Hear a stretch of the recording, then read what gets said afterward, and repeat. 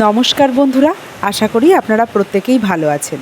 আজ দারুণ বৃষ্টি হচ্ছে, আর রেসিপিটাও আপনারা বুঝতেই পেরে গেছেন। তাহলে চলুন আর দেরি না করে ইলিশ মাছের ভাপা শুরু করা যাক। ইলিশ মাছ ভাপা করার জন্য আমি কয়েকটা ইলিশ মাছের পিস নিয়েছি, আর কিছু উপকরণ এখানে আমার আছে সর্ষে, কাঁচা লঙ্কা আর একটু টক দই। এই দিয়ে আজকের ভাপা হয়ে যাবে। সর্ষে আর কাঁচা লঙ্কা একসাথে বেটে নেবো, টক দইটা ফেটিয়ে নেবো।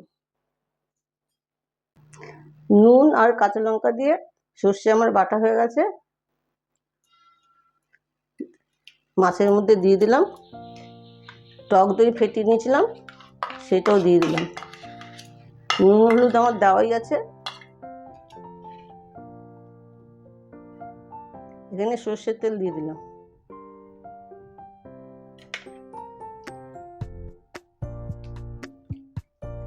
মাছগুলো ভালো করে এই মশলার সাথে মেখে নেব। সর্ষে বাটা দিয়ে আমার মাছগুলো মাখা হয়ে গেছে। এবার আমি এগুলো টিফিন বাটিতে দিয়ে দেবো। তার জন্য একটা টিফিন বাটি নিলাম। এইভাবে টিফিন বাটির মধ্যে পেতে দেবো।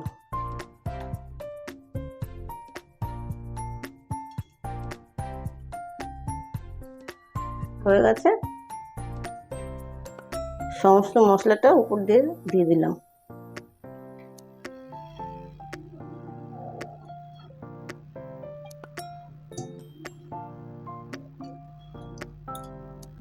উপর থেকে কাঁচা সর্ষের তেল দিয়ে দিচ্ছি, আর কয়েকটা কাঁচা লঙ্কা দিয়ে দিচ্ছি। টিফিন বাটির মধ্যে দিয়ে দিয়েছি। এবার এটা আমি ভাপে বসিয়ে দেবো।